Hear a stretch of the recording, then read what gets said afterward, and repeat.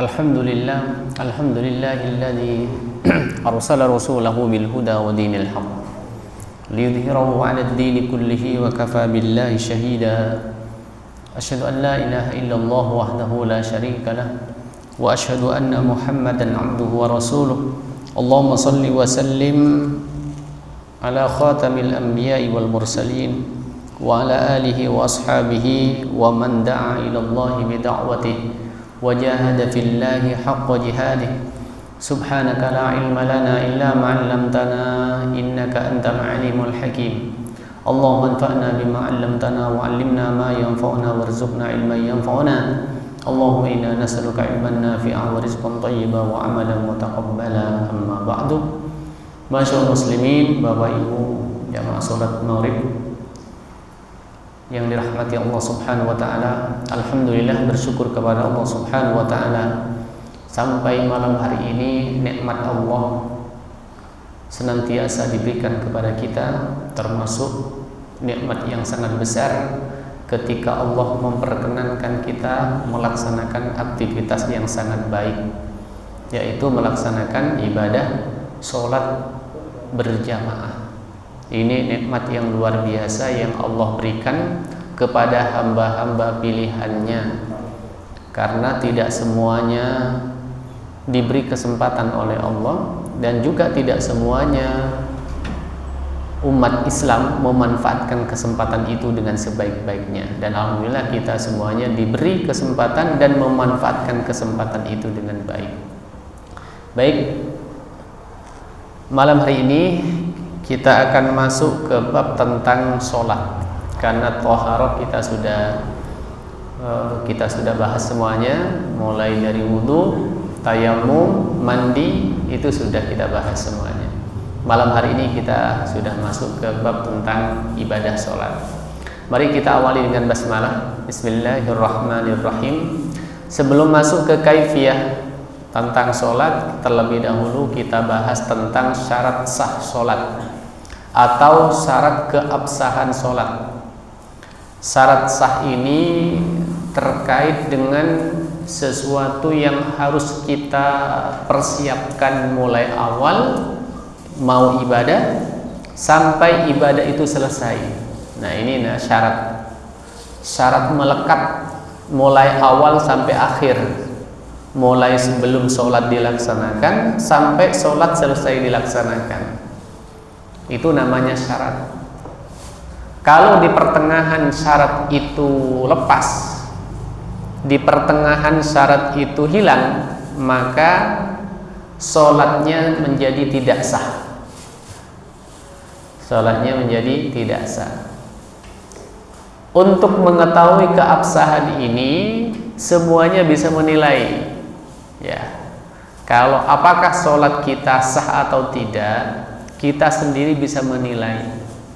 Bahkan orang lain pun mungkin bisa menilai. Oh, sholatnya itu sah, sholat saya sah, sholat saya tidak sah, itu bisa dinilai. Ya, berbeda dengan diterima atau tidak. Ya, diterima apa tidak sholat kita, baru kita gak tahu ini. Ya, itu rahasia Allah Subhanahu wa taala. Siapa di antara kita yang sholatnya diterima oleh Allah? Allah yang tahu. Tapi siapa di antara kita yang sholatnya sah? Kita tahu. Semuanya kita, di antara kita semuanya tahu tentang keabsahan atau tidak sahnya sholat kita sendiri. Tahu. Yang penting tahu syarat sahnya itu, karena syarat sah ini kan nampak semuanya. Baik, malam hari ini kita akan bahas beberapa syarat sah itu. Yang pertama, syarat-syarat sahnya yang pertama, bersih badan, pakaian, tempat. Bersih pakaiannya, bersih badannya, bersih tempatnya dari najis. Ini syarat pertama. Ini namanya dimensi badaniyah. Dimensi badaniyah, sifatnya nampak semuanya, kelihatan semuanya. Badannya kita bisa lihat apakah badan kita suci atau tidak, kita yang tahu. Pakaian kita suci apa tidak, kita yang tahu. tempat yang kita gunakan suci atau tidak, kita yang tahu. Kalau misalnya kita menggunakan tempat misalnya karena faktor kita tidak tahu, ternyata di tempat itu najis, namanya tidak tahu ya. Maka dalam keadaan seperti itu dimaafkan, nggak tahu. Tapi kalau pura-pura nggak tahu beda. Pakaiannya udah pada najis, paling nggak najis ya. Atau pura-pura nggak tahu kalau pakaiannya najis, padahal udah jelas-jelas najis. Nah itu beda. Ya. Nah, Bapak rahimakumullah, ini gambarannya saja. Ini tempatnya yang kita gunakan. Nah, menjadi pertanyaan Bapak Ibu rahimakumullah, bagaimana misalnya sajadah yang kita gunakan suci, di bawahnya itu ternyata ada najis gitu ya. Misalnya ini suci, tapi di bawahnya itu ada hal yang najis. Bagaimana itu hukumnya? Dalam kondisi semacam itu kita akan melihat permukaan yang kita gunakan. Persoalan di bawah itu najis itu persoalan lain itu. Ya. Sama sebenarnya dalam tubuh kita ini. Tubuh kita ini di dalam diri kita banyak yang najis. Banyak yang najis. Luka dikit saja, darah kita najis ini. Darah kita najis ya. Termasuk di dalam tubuh kita keluar sedikit saja udah najis ya. Tapi karena najis itu terhalangi dan tertutup, maka kita ini masuk kategori suci walaupun kemana-mana kita bawa barang najis.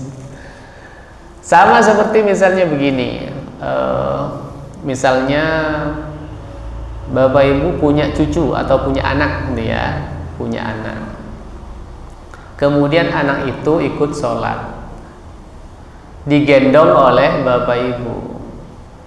Misalnya dia pakai pempes misalnya begitu ya, pakai pempes. Kita tidak tahu ternyata anaknya itu pipis di pempesnya itu. Apakah najisnya? Apakah kita itu masuk kategori najis gara-gara menggendong dia saat sholat atau tidak? Bapak Ibu rahimahullah, dua orang ini sudah beda ya, sudah beda. Kita sendiri beda, anak yang kita gendong sudah orang lain. Artinya misalnya anak yang najis, selama najisnya tidak kena terhadap badan kita, maka najisnya hanya dia, bukan ke kita, sehingga sholat kita tetap sah. Misalnya sampai kita gendong gitu ya, ternyata dia pakai pempes dan dia pipis di situ di pempesnya itu, tidak sampai keluarnya, tidak sampai mengenai pakaian kita, maka kondisi semacam itu kita ini tidak termasuk kategori najis, karena yang najis anaknya tadi itu. Bisa dipahami ya? Insyaallah bisa ya. Termasuk ketika kita misalnya berdampingan, apalagi berdampingan ya, di samping kita anak kita misalnya atau cucunya, ternyata pakaian cucunya itu najis pakaiannya. Apakah menjadikan diri kita tidak sah? Kita tetap sah sholatnya, karena yang najis itu yang ada di sebelahnya, walaupun gandeng sama kita misalnya. Yang penting najisnya tidak sampai mengenai badan kita. Itu saja, catatannya semacam itu. Bapak Ibu rahimakumullah, karena sekali lagi kita ini kan sebenarnya sangat dekat dengan hal-hal yang najis, tapi karena yang najis itu tertutup dengan rapat, maka kita ini masuk kategori suci, yaitu kotoran kita, termasuk darah yang ada di kita, teriris saja sedikit sudah keluar darahnya sudah najis, gitu kan? Kemudian juga tempat tadi sudah pakaian ya. Kalau pakaian sudah jelas, pakaian yang kita gunakan dalam sholat, berlipat berapapun pakaian kita, kalau ada salah satu di antara sekian banyak pakaian yang najis, maka itu termasuk tidak cukup syarat untuk sholat. Karena itulah dilepas saja salah satu yang najis itu ya. Ini tentang pakaian, tentang tempat pakaian dan badan. Dalam sebuah hadis Nabi SAW dari Abu Hurairah radhiyallahu anhu disebutkan, tanadzafu bikulli ma istata'tum fa inna Allah ta'ala banal Islam 'ala an-nadhafati wa la yadkhulul jannata illa kullu nadhifin. Bersihkanlah segala sesuatu semampu kalian, semampu kalian. Sesungguhnya Allah Subhanahu wa taala membangun Islam ini atas dasar kebersihan, dan tidak akan masuk surga kecuali setiap yang bersih, setiap yang suci maksudnya, yang suci, bersih, suci. Kadang-kadang dalam kehidupan kita kan dibedakan, ada bersih, ada suci. Bersih itu belum tentu suci, ya. Suci itu juga belum tentu bersih, gitu. Apa contohnya? Misalnya suci belum tentu bersih. Misalnya debu, banyak debu di sini nih, kotor kan? Tapi itu tetap suci, suci itu. Berlumuran debu, berlumuran tanah badan kita, tanah itu suci. Dan itu kotor, kotor sebenarnya tanah itu. Termasuk ada juga yang menyebutkan bahkan kotoran hewan yang dagingnya dimakan, yang dagingnya dimakan, yang dagingnya halal, itu ada yang mengatakan itu suci, suci. Apa saja itu. Tapi ya kotor, kotor tapi suci itu. Atau misalnya sapi, kotoran sapi itu. Kotoran sapi ada yang mengatakan itu suci karena dagingnya bisa dimakan. Ayam, ya aromanya juga ada enak, namanya kotoran. Tapi ada yang mengatakan itu suci karena dagingnya bisa dimakan. Unta, domba, kambing, ya. Tapi darahnya tetap, kalau sudah mengalir darahnya tetap najis. Tapi rahimakumullah, itu suci tapi kotor. Makanya tadi sebutkan kotor itu belum tentu najis. Najis juga belum tentu kotor. Ya, najis juga belum tentu kotor. Misalnya ada anak kecil misalnya begitu ya. Kemudian pipisnya netes di mana-mana gitu ya. Itu kan kelihatan bersih itu, kelihatan bersih. Tapi ya najis. Ya, najis. Kan itu najis belum tentu najis belum tentu kotor, kotor juga belum tentu najis, dan seterusnya. Baik, hadis lain menyebutkan begini, innallaha thayyibun yuhibbut thayyib, nadhifun yuhibbun nadhafah, karimun yuhibbul karam, jawadun yuhibbul jawad, fanadhifu afniyatakum. Sesungguhnya Allah itu baik, mencintai kebaikan, bersih dan mencintai kebersihan, mulia dan mencintai kemuliaan, bagus dan mencintai kebagusan. Bersihkanlah rumahmu. Ya, ini berkaitan kebersihan. Baik, apa hikmahnya? Tentu dari semua apa yang diperintahkan di dalam Islam itu ada hikmah. Jadi di balik syariat itu ada istilahnya itu hakikat. Ada pesan-pesan penting yang bisa kita ambil sebagai pelajaran dalam kehidupan. Jadi tidak saja berkaitan dengan ibadah, tapi juga ada kaitannya dengan kehidupan. Apa yang bisa kita ambil dari keharusan untuk menjaga kesucian ini? Di antaranya adalah satu, kita dianjurkan untuk selalu menjaga kebersihan dimanapun. Ini sebenarnya kita bukan hanya untuk sholat saja menjaga kebersihan. Di mana saja, kapan saja kebersihan itu seharusnya tetap kita jaga. Bahkan bukan hanya kebersihan, kesucian tetap perlu kita jaga di mana saja kita berada. Bukan hanya untuk melaksanakan sholat. Karena secara fisik kita sudah dibersihkan, maka tentu aspek batin juga harus dibersihkan. Ya, kalau tadi kan kebersihan badaniyah itu kebersihan yang bersifat fisik, yaitu badan kita, pakaian kita, tempat kita. Nah itu juga yang perlu dibersihkan batin sebenarnya juga. Karena batin kita ini banyak kotoran batin. Di antara kotoran batin seseorang itu misalnya suudzon sama orang lain, buruk sangka, dengki, iri hati dengan orang, itu kotoran-kotoran batin, ya. Yang ini juga perlu untuk dibersihkan. Bagaimana cara membersihkan? Ya latihan, namanya riyadhah. Latihan. Tentu banyak latihan-latihan yang bisa membuat batin kita ini lebih bersih. Ya, kalau tidak bisa dihilangkan secara keseluruhan, paling tidak bisa dikurangi. Kalau misalnya masih pernah ada iri hati, ya dikurangi dikit-dikit. Ya tentu itu bisa terkurangi semuanya, itu harus menuntut ilmu istilahnya. Karena semuanya kalau dengan ilmu, insya Allah akan ada solusi, termasuk persoalan kotoran batin atau yang disebut juga dengan penyakit hati.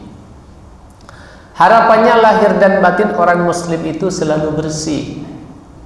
Selalu bersih itu yang diharapkan. Jika lahiriah dalam bentuk bersih dari kotoran, sedangkan aspek batiniah dari penyakit hati. Nah, ini yang perlu kita jaga. Kemudian yang kedua, syarat sah bersih dari hadas. Tadi bersih dari najis, sekarang bersih dari hadas. Hadas besar atau hal yang mengharuskan mandi, hadas kecil yang mengharuskan dengan wudu. Ini sudah kita bahas tentang hadas besar dan hadas kecil, dan itu yang harus kita persiapkan sebelum sholat. Najis dan hadas diharapkan bisa sejalan dalam kehidupan. Hadas dan najis diharapkan bisa sejalan dalam kehidupan, artinya menjaga dari najis dan juga menjaga dari hadas. Hadas belum tentu najis dan najis belum tentu hadas. Ada, ya. Najis itu belum tentu hadas, hadas juga belum tentu najis. Tapi bisa saja kedua-duanya, hadas sekaligus najis. Misalnya yang kedua-duanya sekaligus najis, misalnya air kecil atau air besar seorang, ya, maka itu najis sekaligus hadas, ya. Kalau buang air itu najis sekaligus berhadas. Ada juga yang hadas belum tentu najis, misalnya buang angin. Anginnya itu suci, ya, anginnya suci tapi berhadas ketika keluar angin. Jadi yang kena angin itu pakaiannya tidak usah dicuci, tetap suci. Itu namanya hadas belum tentu najis, ya. Kemudian selain dianjurkan membersihkan secara lahiriah, juga harus bersih secara maknawiyah. Aspek maknawiyah suci dari hadas lebih pada ketundukan terhadap syariat. Ya, terhadap syariat. Itu bukti bahwa seseorang itu suci secara maknawiyah. Ia tunduk dengan apa yang diperintahkan oleh Allah Subhanahu wa taala, tunduk dengan apa yang diperintahkan oleh Rasul. Sudah tidak pernah bertanya lagi, kenapa sih Allah merintahkan begini? Kenapa Nabi merintahkan seperti itu? Tidak ada pertanyaan seperti itu. Itu namanya tunduk. Kalau sudah Allah merintah, ya sudah, tinggal laksanakan, ya. Karena kalau pakai akal, nanti bisa orang itu tidak mau melaksanakan. Kalau hanya pakai akal, tanpa pakai ketundukan atau tanpa pakai iman. Misalnya itu tentang masalah wudhu yang sering kita angkat. Misalnya ketika buang angin, misalnya itu batal. Bagaimana untuk bisa tidak batal lagi? Kita berwudhu. Ketika berwudhu yang dibasuh, ya bukan tempat keluar anginnya. Itu kalau pakai akal nggak nyambung. Makanya nggak usah banyak tanya. Kalau sudah Allah memerintahkan itu tinggal dilaksanakan. Itu namanya tunduk. Itu namanya taat, ya. Tidak pakai tanya, ya. Kalau orang yang menentukan masih boleh tanya, kenapa saya harus begini, ya. Kenapa harus begitu? Boleh.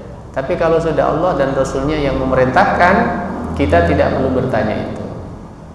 Maka hikmahnya yang pertama, menguji ketaatan kepada aturan syariat. Dengan ketentuan itu harus tidak berhadas. Itu kan menguji hamba, menguji seseorang taat apa tidak dengan syariat. Karena orang lain tidak tahu. Orang itu berhadas apa tidak kan nggak tahu. Kita ini sholat, ya, berhadas atau tidak orang lain nggak ada yang tahu. Karena tidak ada yang tahu, maka dibutuhkan ketaatan terhadap perintah Allah saja. Karena ini perintah Allah, maka kita taat sekalipun tidak ada orang lain tahu. Kan kita ini tidak pernah lah, insya Allah ya, melakukan sholat dalam keadaan berhadas. Ya, kan tidak pernah. Walaupun tidak ada orang lain tahu, nggak ada yang tahu. Orang di rumah saya mungkin nggak tahu, ya. Tapi kita tidak akan melaksanakan sholat tanpa dengan dalam keadaan berhadas, karena ada ketaatan terhadap syariat. Latihan pengendalian nafsu untuk mengutamakan aturan Allah dan Rasulnya di atas kehendak nafsunya. Ya, latihan itu sebenarnya. Sebab kita sudah banyak sukses itu, banyak sukses dalam dalam mengendalikan keinginan diri kita. Ya, banyak sukses dalam mengutamakan perintah Allah dan Rasulnya di atas kepentingan kita sendiri. Sudah banyak sukses. Contohnya misalnya sholat subuh itu kalau mengikuti kehendak kita, mau subuhan itu mesti malas gitu. Mau bangun itu malas. Ya mesti akan, kalau bertanya pada dirinya sendiri saja, akan memilih tidur dibandingkan ke masjid. Tapi karena kita sudah terbiasa mengendalikan diri kita, sudah terbiasa mengalahkan keinginan kita dengan mengutamakan perintah Allah dan Rasulnya, sekalipun kita agak malas, tetap akan memaksakan diri untuk melaksanakan ibadah, termasuk berwudu. Wah, itu butuh perjuangan itu, berwudu, apalagi sampai mandi menjelang subuh. Wah, itu butuh perjuangan itu, tidak mudah gitu. Nah, itu sudah kita berhasil, banyak berhasil kita dalam mengutamakan perintah Allah di atas kepentingan pribadinya. Melatih tanggung jawab terhadap diri sendiri. Nah, itu bentuk tanggung jawab, ya tentu di hadapan Allah Subhanahu wa Ta'ala. Bapak Ibu rahimakumullah. Kemudian yang berikutnya adalah menutup aurat. Jadi ada, ini yang ketiga. Yang pertama tadi suci badan, pakaian dan tempat. Yang kedua suci dari hadas besar termasuk hadas kecil. Kemudian yang ketiga menutup aurat. Nah, menutup aurat itu bukan hanya pada saat sholat, tapi dalam keseharian saat berinteraksi dengan yang bukan mahramnya.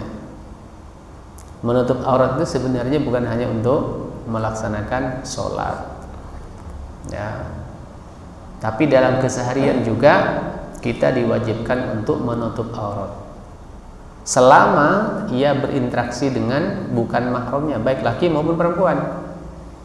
Ya, kalau sudah bukan mahramnya, maka wajib untuk ditutup bagian-bagian yang memang tidak boleh ditampakkan. Karena aurat itu sesuatu yang tidak boleh diperlihatkan kepada orang lain. Di mana batasan aurat itu? Nih, kalau laki itu pusar sampai lutut, itu sudah selesai ya. Kalau hanya pakai ini, ya sudah sah itu. Sholatnya sudah sah, pakai celana pendek sudah sah, bapak-bapak itu. Nggak pakai baju sah itu. Tapi apakah standar kita hanya sampai itu? Ya tidak, karena kita ingin memberikan yang terbaik. Makanya kita ini ketika beribadah tidak hanya cukup dengan syarat minimum itu, ya, pakaian harus pakai kopiah, pakai baju yang bagus, ya, sampai hampir tertutup semuanya. Pada auratnya ini pusat sampai lutut saja, ya. Kalau berbicara misal ditanya pakai kaos oblong boleh apa enggak? Boleh. Sah apa enggak? Sah. nggak kaosan bisa sah. Yang penting pusat sampai lutut. Tapi apa pantas? Pantas apa enggak, itu saya persoalannya. Karena perbandingannya bisa dengan yang lain soalnya. Kalau kita misalnya merasa pantas dengan pakaian seperti itu, apakah ketika kita diundang oleh orang lain pakaian seperti itu juga? Misalnya diundang oleh Pak Wali Kota misalnya, seperti apa pakaian kita? Ya. Kalau pakaian kita memilih pakaian yang bagus, tentu kemudian dari ujung rambut sampai ujung kaki dijaga, apalagi mau menghadap Allah, tentu harus lebih bagus seharusnya dari semua itu. Makanya tidak cukup hanya pada ini pusar sampai lutut saja. Ini pun masih bermasalah kadang-kala, khususnya ketika pakai kaos. Kadang-kala itu kan kaosnya kekecilan. Ketika sujud itu kadang tertarik, nah, itu kadang jadi masalah untuk laki. Kemudian perempuan, semua anggota badannya kecuali muka dan telapak tangan, semuanya tidak boleh nampak sedikit pun kecuali muka dan tangan. Ya, telapak tangan ada yang mengatakan telapak ya dengan punggung tangannya itu sekaligus. Ya. Termasuk kaki nggak boleh kelihatan kalau perempuan itu, nggak boleh kelihatan. Dan ini yang seharusnya juga dalam kehidupan sehari-hari juga perlu dijaga dengan baik. Sabda Nabi SAW, fa inna ma tahta surrati ila rukbatihi minal aurah. Karena di antara pusar sampai lutut adalah aurat, ini untuk laki-laki. Kemudian aurat wanita ada semua hal yang dapat menimbulkan rasa malu apabila dilihat. Aurat merupakan perhiasan yang wajib ditutupi bagi seorang yang tidak berhak untuk melihatnya. Ya. Ada satu pernyataan begini, al-mar'atu auratun wa bi annaha idza kharajat min baitiha istashrafaha syaitan. Wanita itu adalah aurat, jika ia keluar rumah maka syaitan akan menghiasinya. Nah, kenapa perlu menutup aurat dengan baik? Karena setan menghiasinya. Menghiasi maksudnya apa? Dari pandangan lawan jenisnya. Ya. Bukan berarti wah wanita diikuti setan terus, enggak, bukan begitu maksudnya. Ya. Dibuat hiasan oleh setan itu kepada pandangan lawan jenisnya, makanya harus dijaga dengan sebaik-baiknya. Sampai di mana batasan menjaga aurat itu? Ya, ini saya sampaikan beberapa hal ya. Batasan aurat di depan suami. Ya, kalau di depan suami itu tidak ada batasannya, ya. Menampaknya kepada suami sebagaimana telah diketahui bahwa suami adalah mahram wanita yang terjadi akibat musyaharah. Musyaharah itu ikatan pernikahan, tidak ada batasan. Kalau dengan suami, dengan istri dengan suami, tidak ada batasan. Oke. Kemudian batasan bagi wanita di depan anak-anak yang belum mengerti. Ini ada ayat begini, awit tiflil ladzina lam yadhharu ala auratin nisa. Adalah anak yang masih kecil dan tidak mengerti tentang keadaan kaum wanita dan aurat mereka. Anak yang belum mau aurat tidak mengapa bila dia masuk ke ruangan wanita. Artinya begini, misalnya di rumah itu ya, ada anak kecil ya, yang kira-kira anak kecil saat ini ya usia TK lah, usia TK mungkin kelas A atau sebelum TK, karena anak sekarang ini sudah pada cerdas-cerdas ya. Di usia yang masih belia saja sudah paham dengan laki perempuan udah paham. Beda dengan dunia kita dulu. Dunia kita dulu masih SMP saja belum tahu apa-apa. SMA, SMP. Termasuk saat ini pun juga terjadi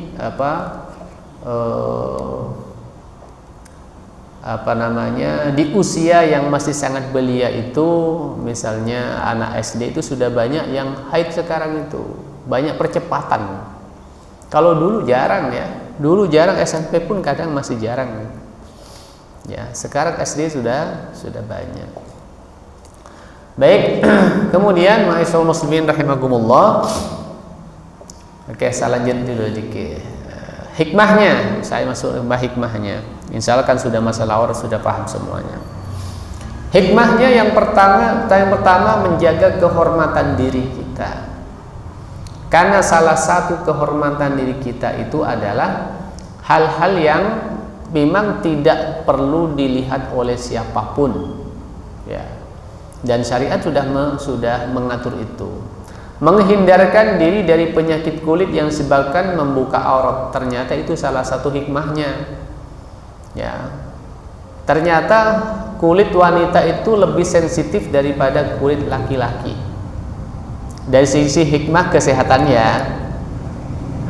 Makanya wanita itu harus ditutup lebih daripada laki-laki karena lebih sensitif dari sisi itunya, dari sisi mudah untuk kena penyakit. Bukan berarti kalau wanitanya kebal boleh dong dibuka, juga tidak boleh, ya, karena sudah syariat menentukan. Memperjelas status, ini juga jelas statusnya laki perempuan. Kalau nggak dibatasi begitu kan sudah nggak jelas. Sekarang ini sudah mulai nggak jelas itu. Laki perempuan sudah mulai nggak jelas. Ini laki perempuan ya. Rambutnya sudah mulai sama, yang laki panjang, yang perempuan pendek. Pakaiannya sudah mulai sama itu ya. Mengendarainya juga sama itu. Sepedanya gede-gede wanita ternyata itu. Ternyata pekerjaan yang dulunya mungkin dominasi laki, sekarang wanita pun sudah banyak di situ. Nah, sekarang ini sudah mulai adanya ketidakjelasan status dalam hal pandangan kita di tengah-tengah kehidupan kita. Kalau KTP-nya jelas statusnya lagi perempuan jelas, tapi dalam kehidupan sehari-hari banyak. Islam sebenarnya sudah menentukan agar ini tidak sampai terjadi. Ini pakaiannya itu dijaga. Kalau pakaian tidak terjaga, ya bisa saja itu tidak jelas laki apa perempuan itu. Karena sekarang memang sudah mulai terbolak-balik ini ya. Kadangkala pakaian yang seneng pakaian yang berlebih-lebih justru kadang laki, yang seneng yang pakaian yang kurang-kurang di wanita. Iya dah. Di kantor-kantor malah disengaja atau apa nggak tahu saya kok bisa itu ya. Kalau lakinya panjang, giliran pakaian wanitanya kok dibuat pendek. Nah itu tidak tahu saya tuh siapa yang mendesain. Mendidik agar dapat menutupi aib dirinya dan orang lain. Ini sebuah pendidikan yang luar biasa yang diberikan oleh agama kepada kita agar kita ini bisa menutupi aib, khususnya aib orang lain khususnya. Kalau aib kita, diri kita kan pasti akan menjaga. Yang paling penting saat ini bagaimana kita menjaga aib saudara kita. Itu yang paling penting. Ketika saudara kita mempunyai kelemahan, punya kekurangan, punya kesalahan, itu harus dijaga agar semuanya itu tidak sampai kita sampaikan kepada yang lain kalau kita tahu. Apalagi kepada orang-orang yang tidak ada kepentingan di situ. Kan orang itu kadang seneng kalau menceritakan keburukan orang lain, seneng. Seakan-akan menemukan emas, seneng dapat informasi, ya Pak? Informasi penting. Ada tetangganya misalnya melakukan ini dan itu yang kurang baik. Seneng kan kadang mendengar itu. Itu yang seharusnya tidak boleh terjadi. Kita semuanya berkewajiban untuk menjaga aib saudara kita. Aib itu sesuatu yang ketika diketahui oleh orang lain itu tidak nyaman. Makanya kalau dulu para ulama itu memberikan contoh kepada kita bagaimana menjaga aib itu. Sampai persoalan minta maaf misalnya, persoalan buang angin misalnya. Kalau ada temannya buang angin, ya pura-pura gak denger. Ada temannya gak sengaja bunyi gitu ya, pura-pura gak denger. Itu namanya menjaga aib. Itu yang kecil itu, kecil-kecil begitu harus dijaga. Ternyata bau setelah itu, ya pura-pura gak mencium apa-apa. Itu namanya menjaga aib. Tidak langsung disiarkan. Sopo di absen satu-satu. Ya.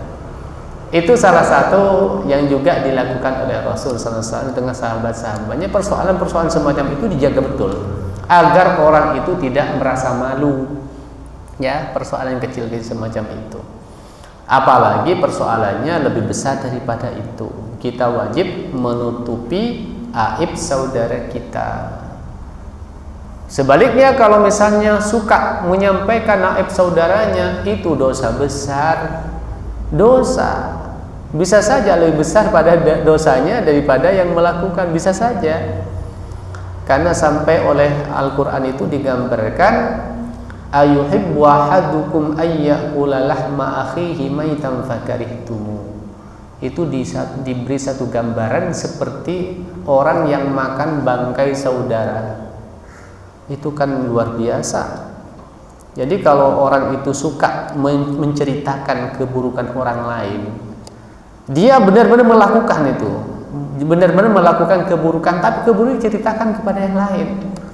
Itu sama seperti makan bangkai saudaranya itu. Itu kan lebih dahsyat daripada yang itu kanibal ya, makan bangkai saudaranya yang dimakan. Nah kalau misalnya yang diceritakan tidak sesuai dengan fakta, nah itu namanya bukan lagi makan bangkai, tapi makan yang masih hidup. Digambarkan dengan kalimat al-fitnatu asyaddu minal qatl. Itu namanya fitnah, lebih kejam daripada pembunuhan. Enggak melakukan, dituduh melakukan yang tidak baik misalnya, itu fitnah namanya. Dia melakukan, benar melakukan, kemudian disebarkan, nah itu namanya ghibah. Itulah yang perlu kita saling menjaga di antara saudara kita. Itu dibalik kenapa kita perlu menutup aurat, itu salah satunya pelajaran untuk kita agar kita ini rajin untuk menutupi aurat orang lain. Aurat orang lain itu maksudnya itu aibnya orang lain, ya. Kalau aib diri sendiri insya Allah bisa dijaga, masa aibnya sendiri disebarluaskan. Makanya tidak boleh sampai juga begini. Ada juga yang kadang-kala menyebarkan itu, misalnya begini, dulu masa kecilnya di dunia yang kurang baik gitu. Sholatnya kadang lupa, sering ngambil buah pohon tetangga. Setelah tua tobat dia, cerita kepada anak-anaknya tentang perbuatan masa lalu. Itu tidak boleh diceritakan hal-hal semacam itu, karena hal itu akan menginspirasi anak-anaknya. Ya sudah, yang sudah berlalu itu sudah, kalau apalagi sudah tobat itu ya sudah, tidak usah diangkat-angkat lagi. Itu artinya kita menutup rapat-rapat perbuatan yang tidak baik itu. Itu juga aurat kita, ya aurat secara maknawiyah yang harus juga ditutupi.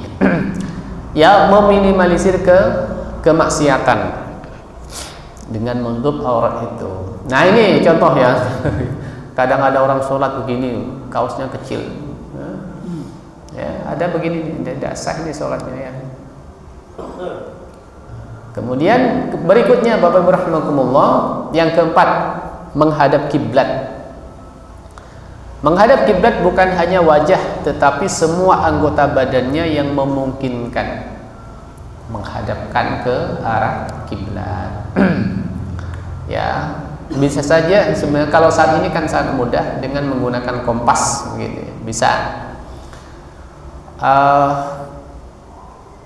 Dan insya Allah kalau saat ini lebih akurat dengan menggunakan kompas berapa derajat ya.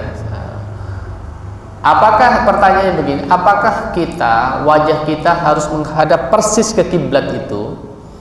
Ada yang mengatakan begini, tidak harus persis, tapi yang penting cukup mengarah. Yang harus persis menghadap kiblat artinya Ka'bah, mereka-mereka yang memang melihat Ka'bah seperti di Masjidil Haram. Ya, itu jelas karena sudah melihat. Tapi kalau tidak bisa tidak melihat secara langsung, yang penting mengarah. Misalnya Ka'bah ini, ya mengarahnya apa? Tidak harus ke sini, bisa ke sana ya. bisa melewati sih, bisa ya. Itu namanya mengarah, tidak tidak langsung menghadapkan wajahnya ke kiblat itu. Tapi kalau misalnya memungkinkan itu tentu lebih bagus. Misalnya ini ya, semuanya dihadapkan ke kiblat, tangannya dihadapkan ke kiblat ya, bukan hanya wajahnya. Nah, takbir ini kurang pas ini ya, karena bengkok ya, tangannya tidak dihadapkan ke kiblat. Kaki juga begitu, menghadap ke kiblat. Tidak sampai ini, tidak menghadap kiblat ini. Kalau berdirinya begini nggak menghadap kiblat. Ini yang menghadap kiblat. Nah, lurus. Ya, lurus. Nanti kalau sudah masuk tentang rukun sholat, kita juga akan bahas lagi tentang yang semacam ini.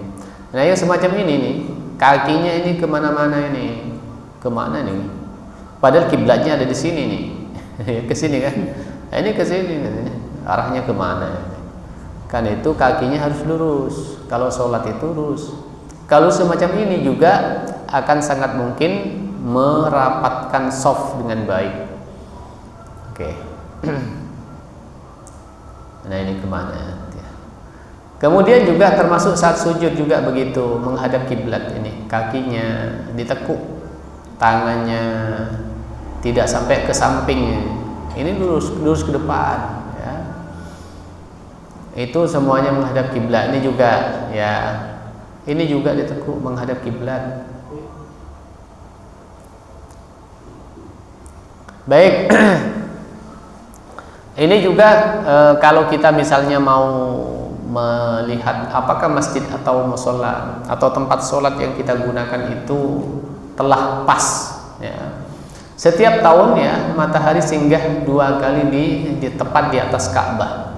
Dalam bahasa Arab peristiwa ini disebut dengan istiwa aqdham atau persinggahan utara. Maka siapapun yang bisa melihat matahari pada saat itu sama dengan telah menghadap ke arah kiblat atau dengan cara melihat bayangan benda. Saya kurang tahu tanggal di tahun ini tanggal berapa saja. Yang jelas dalam 1 tahun ada 2 kali. Nanti kalau biasa ada pengumuman di media sosial, ada biasanya ya. Kalau pada tanggal itu pas matahari di atas Ka'bah, berarti sekitar jam 4 kali sih, jam 4 atau jam berapa ya. Karena kan ada selisihnya dengan kita 4 jam. 4 jam. Kalau kita kan jam 12, jam setengah 12 ya kepala kita. Maka jam 4 di atas Ka'bah matahari. Maka cukup begini bisa. Jam 4 itu yang penting matahari ada ya. Ada benda begini ya. Bayangannya itu mesti lurus ini. Lurus Ka'bah. Nah, ini bayangannya kemana ini? Oh, lurusnya ke sana. Misalnya ini. Berarti kalau ada sholat menghadap pas itu. Ya.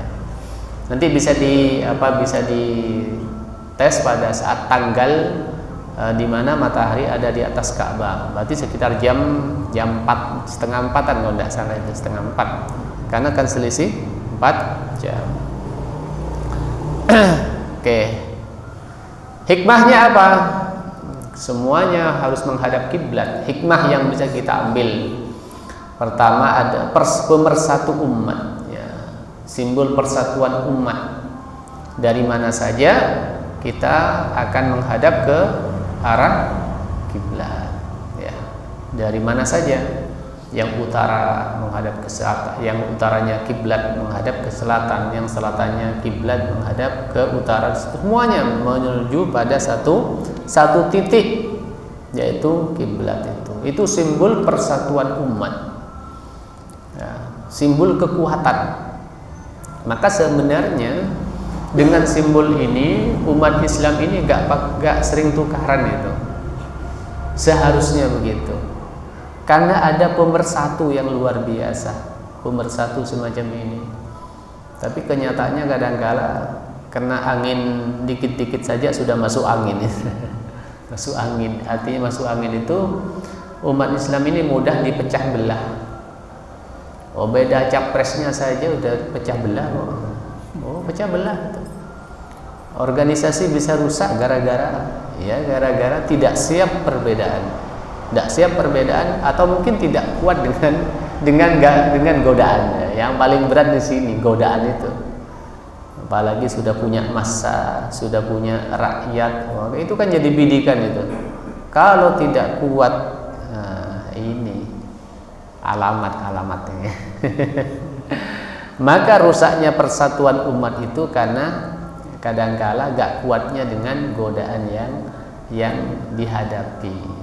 Musim-musim ini rawan sekali pecah belah umat Islam ini.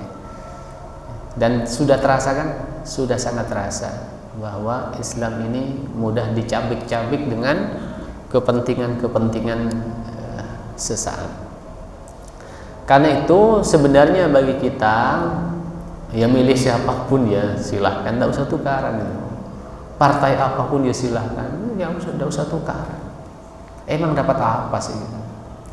Dapat apa? Yang penting kita sudah berikhtiar mencari yang terbaik. Itu persoalan orang lain kok gak sama dengan kita, ya sudah, itu urusan orang lain. Tugas kita adalah mencari yang terbaik sesuai dengan ilmu yang kita miliki. Untuk misalnya presidennya siapa gitu ya. Kemudian simbol persamaan derajat di hadapan Allah sama. Di dalam salah satu hadis itu disebutkan la fadla li arabiyyin wa a'jamiyyin illa bittaqwa. Tidak ada perbedaan apakah itu Arab ataukah non Arab. Arabiyyin atau a'jam. A'jam itu non Arab. Apakah Arab lebih mulia daripada non Arab? Tidak. Yang paling mulia di hadapan Allah itu adalah yang paling bertakwa. Tidak karena dari mana kita, ya, tidak juga karena posisinya kita jadi apa, bukan. Yang paling menentukan di hadapan Allah adalah ketakwaan. Sama derajat kita ini, sama. Tidak kemudian karena punya pangkat hadapnya ke timur, enggak ada. Ya. Semuanya harus hadap ke sana. Tidak ada sesembahan selain Allah, karenanya hanya diperintahkan menghadapkan. Islam menganjurkan agar umat bersatu dalam keadaan apapun. Harus tetap bersatu dalam keadaan apapun. Berbeda-beda tapi tetap satu tujuan, tetap satu ya, menghadap ke arah yang sama. Satu tujuan dalam kehidupan kita, yaitu ingin meraih ridha Allah Subhanahu wa taala. Baik, itu dulu. Insyaallah yang akan datang kita lanjutkan ke syarat berikutnya. Kita sudah membahas ada 4 ya. Ini syarat yang harus kita penuhi. Ketika di tengah-tengah sholat kemudian ada syarat yang tidak terpenuhi, batal sholat kita. Ya, tadi pertama tadi apa? Suci. Di tengah-tengah kena najis, batal sholat kita. Yang kedua, hadas, suci dari hadas. Di tengah-tengah sholat kita berhadas, batal sholat kita. Yang ketiga, yang ketiga? Menutup aurat. Menutup aurat di tengah-tengah sholat kemudian buka aurat kita, batal sholat kita. Kecuali segera ditutup. Dia kena angin, kebuka, segera tutup, insyaallah itu tidak batal. Tapi kalau dibiarkan, batal. Kemudian yang keempat, menghadap kiblat. Ya, misalnya kita sholat di suatu tempat, ya, ternyata saat sholat itu ada orang ngasih tahu, arahnya salah. Gimana sikap kita? Segera berubah. Ya, karena sering terjadi orang yang bingung arah itu.